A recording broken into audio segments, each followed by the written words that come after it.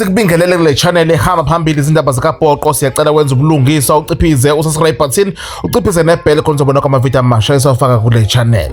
Kuvuke umunyu nenyembezi wakhala u-Elvo of the Rang emsakazweni kaGasi FM namhlanje kuseni ekhuluma noNinja Sibiya ngenkathi echaza ngadlule kukho. U-Elvo uthi uyazi lapho makhona, uyabaza umnzima aphuma kubona, uthi akazi uphume kanjani kodwa ke ngokuthemba uNkulunkulu la ekhona. U-Elvo ubonga ukuba nesibindi sokuvuka azokhuluma ngempilo yakhe kwiGasi FM. U-Elvo uthi uphilile impilo emnandi enhle waba nakho konke kodwa ekugcineni kwahamba konke, abantu baqala baqhela eduze kwakhe. Kodwa ke nansi inkulumo nakanjani ke esihlanganisile ke ezizwela.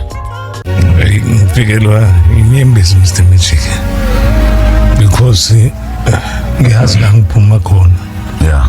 Ngiyabazi umzimba ngiphuma kubona, nami ngathi ngibuye kanjani kodwa ngokuthemba uNkulunkulu la ngikhona nokuba naye ubabutheli ngila ngikhona namhlanje nginesibindi sokufika ngizokhuluma phambi kwabantu ngempilo yami. Because ngiphilile impilo emnandi, impilo enhle, ngaba nako konke, kuhamba konke, abantu baqala baqhela eduze kwami. Kodwa ke uNkulunkulu wathi hayi mfana wami akukapheli ngawe, uzobuya futhi kodwa uzobuya usukhaliphile manje, usuwazi ukuthi ukuphi okuright ukuphi okwrong, ibapha aba right ibapha aba wrong. Ungazonda umuntu, ungafisela umunye umuntu into embi, but uqaphe njengonwabe qona. Zamani abantu abanalo iqiniso.